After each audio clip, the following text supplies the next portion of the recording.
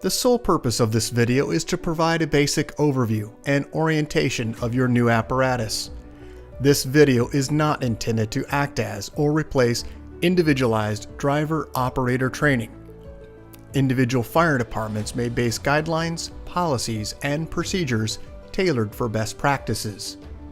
Pierce Manufacturing and Hughes Fire Equipment representatives are not liable for injuries caused from acts resulting from actions inconsistent with the information provided within this video and/or accompanying manuals. Refer to the Operation and Maintenance Manual for complete details relating to the components and features of this apparatus. Only trained personnel should operate this vehicle or perform maintenance. You are responsible for learning how to operate this fire apparatus under all conditions without having to refer to the manual while operating at an emergency incident. This video will discuss types of warnings and caution labels. It is your responsibility to locate and identify each of the labels and understand the importance and associated hazards. Warning labels will point out procedure that must be taken or action that must be avoided to guard against the possibility of serious injury or death. Caution labels will advise you that there is a risk of damage to property if certain precautions are not followed. Continuous training, reviewing of operation and service manuals, developing good standardized practices will assist driver operators with a more complete understanding of the components and operation of this fire apparatus. As the driver operator of this vehicle, you are responsible for understanding the function of each component of the apparatus, maintaining control of the fire apparatus at all times while in operation. Make operational and functional changes while operating at an emergency without having to read operator's instructions or safety warning labels. Operate manual override and emergency shutdown procedures immediately if a component fails to operate properly. Components location may vary with each Pierce fire apparatus. Review the exact location of each component prior to operation. Major inconsistencies between your vehicle and the information contained in this video should be directed to your sales representative. Safe operation of any vehicle is the responsibility of the driver operator. You must learn the location and function of all controls, switches, gauges, valves, inlets, and discharges. Due to a higher center of gravity, heavy trucks have a significantly higher rollover tendency than other types of vehicles. To reduce the risk of rollover, avoid making sharp turns, excessive speed, and avoid abrupt maneuvers. In the event of a rollover crash, an unbelted person is significantly more likely to become injured or die than a person wearing a seatbelt. In the event of a crash, unbuckled occupants can also become a hazard to other occupants, as they may be thrown around inside the cab. Seatbelts are required while in operation. Please refer to your warranty certificates for details and information enclosed in your manuals. Customer-installed equipment must be mounted to withstand road travel and comply with NFPA 1901. Modifications such as drilling holes or welding to structural frame components of the chassis are not permitted.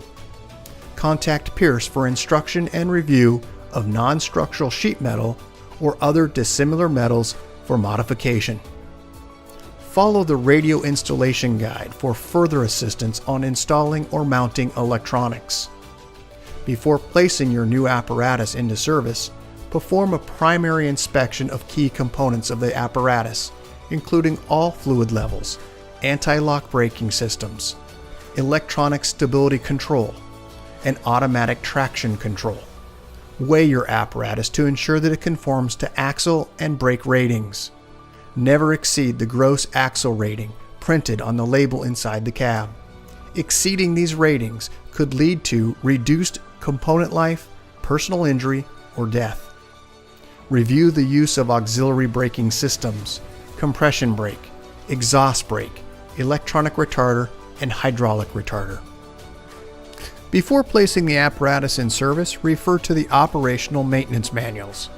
Information on the operation and maintenance functions for the components such as the pump, pressure governor, and foam systems, along with other options, is provided in either the Pierce manuals and/or other manufacturer support information delivered with the apparatus.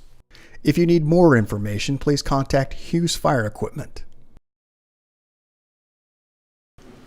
Congratulations, Whatcom County Fire Department 16, Washington, on your new fire apparatus, job number 32049. Please utilize this job number when referencing your apparatus with Hughes Fire Equipment and Pierce Manufacturing. We'll get started on a brief orientation of your new apparatus. Starting underneath the front bumper, you'll find two open-ended tow hooks. Moving up onto the side of the apparatus, you'll find an emergency warning light. Onto the face of the bumper, you'll find dual air horns on the passenger and driver side. Located directly in the center, you'll find your electronic siren and PA speaker. Moving up onto the side of the apparatus is where you'll find your front marker turn indicator. Moving inside of that location on the front, you'll find your headlight cluster, high and low beam. The low beam is on the outer edge and the high beam is on the inside. Moving up from that, you'll find an additional cluster here. First, the emergency light on the inside, turn indicator on the outside. And across your seamless windshield, you'll find 3 windshield wipers. On your outer edge, you'll find 2 mirrors, the lower portion being convex and the upper portion being flat. Up onto the brow of the apparatus, you'll find 5 running lights. Located directly in the center on the brow area, you'll find a forward-facing floodlight. And then moving all the way up on top of the roof of your apparatus, you'll find your emergency warning light bar. Here's a couple images that are close-ups of those items. Here's those hooks underneath the apparatus. Moving now to the headlight cluster.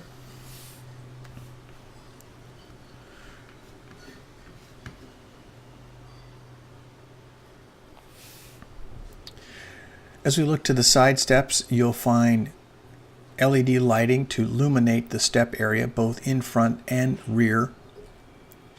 Let's go ahead and take a look at the side. Here are those lights illuminating the steps for easy access inside to the cab.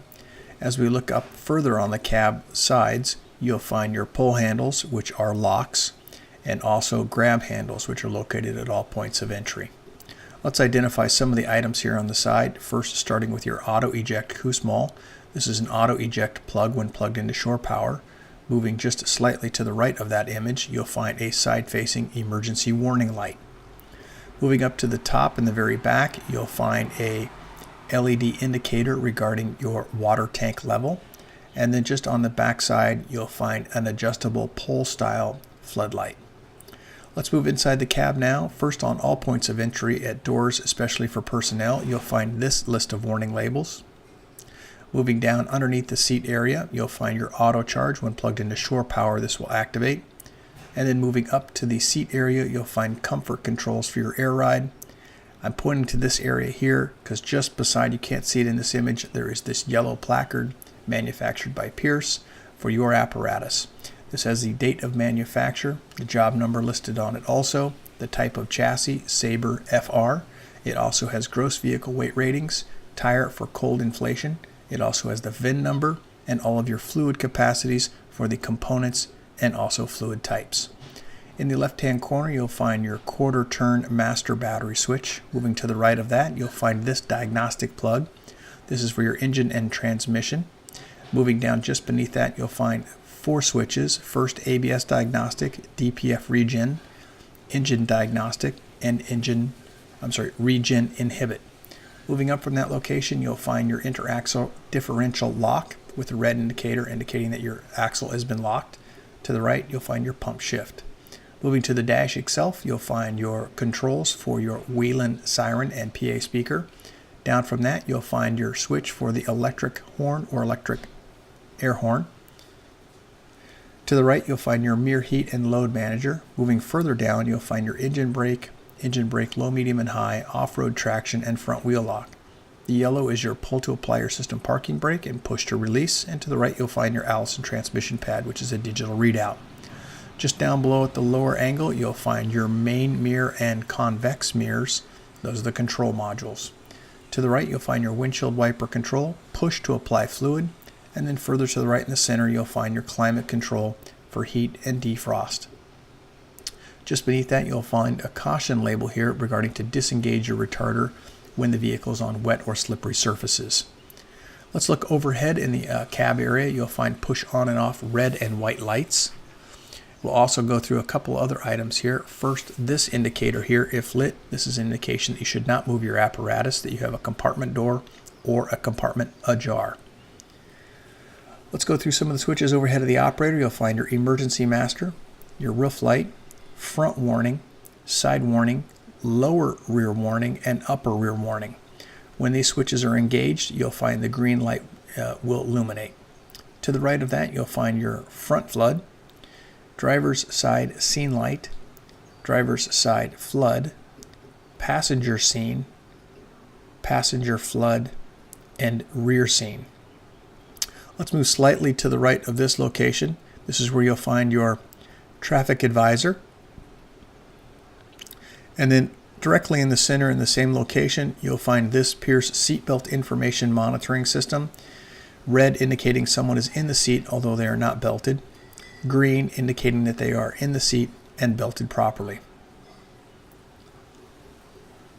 Here's a close-up of the do not move the apparatus when the light is on.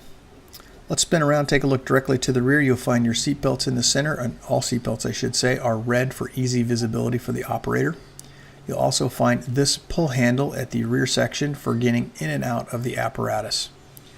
Located in this compartment, you'll find an additional shore power outlet and adjustable shelving. This is a roll-up style door. Let's move to the side of the apparatus. We'll talk about some of the areas within the pump panel. First, there are some fold-down steps here that have grab handles so you can go aloft. There are also sufficient hand grabs so that you can make that ascent easy. We'll go ahead and start in the upper right-hand corner here. This is the gray module. Let's start first with these two latches. This is to release the panel itself to allow it to fold down to gain access behind. This is your master intake.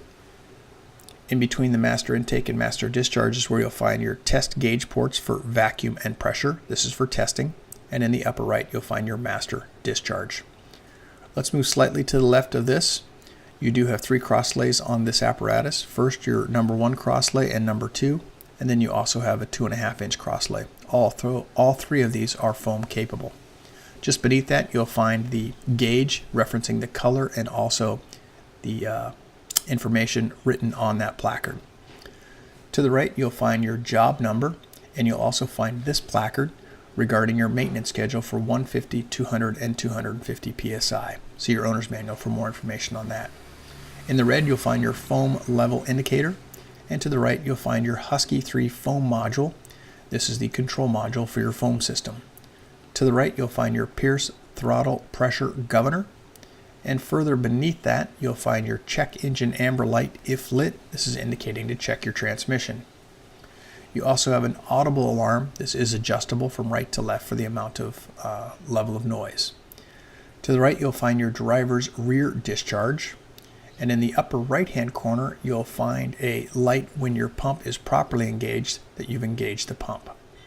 To the right, you'll find your panel lights, floodlights, driver's side floodlight, passenger side floodlight, rear scene. Over on the left-hand side, you'll find the 3 crosslays for yellow, white, and gray. And to the right, you'll find your number 1 discharge, which is a 2.5-inch. It's just below that. And then on the passenger side, this is the discharge valve for that. Large diameter, and it's green. You'll also find the number 2 discharge on the passenger side. It is a 2.5-inch. You do have some specifications here for your Husky 3 foam system and also foam system interactions to the right. You'll find your tank fill and recirculating line just beneath that, and as we move down to the left, you'll find that number 1 driver side in red. You'll also find this warning label regarding pressurized caps and the associated hazards while removing those caps. Be cautious. This is a warning label regarding that. To the right, you'll find your engine cooler. This is a twist, not a pull. And then your fire pump primer. And there are some instructions just beneath that for when you choose to go ahead and use the primer. To the right, you'll find your tank to pump. And then you'll also find this warning label just underneath that. This is in the foam area. This is a warning label that you should not mix foams, types, or brands for the issue of foam failure. Let's move further down on the pump panel. We'll talk about some of the other items. This is, once again, is that foam area we were just talking about. This is your foam tank fill. Draft, foam, and tank is the lever. And then to the left, you'll find your driver's side auxiliary inlet. This is a 2.5-inch female inlet. In the center, you'll find the Pierce American Flag Eagle logo is your large diameter intake. And to the right, you'll find your pump drain. You're also going to find this warning label that only trained personnel should operate this equipment. Down to the lower left, you'll find your driver's side auxiliary inlet, and then moving to the right, you'll find all of your associated drains that are clearly marked and also color-coded. You'll also find, for foam operations, access panel for this behind the pump panel. To the right, you'll find a caution label and also your manual pump shift. Let's go underneath at about the same location here is where you'll find your foam pump discharge drain and also your foam pump intake drain. You'll also find you have perimeter lighting located in the strips underneath this area. Quick side view of the apparatus. Up on the very top, this is going to be the driver's side. You'll find your large diameter intake tubes. To the right, you'll find your scene light, and further back, a top-mounted side-facing emergency warning light.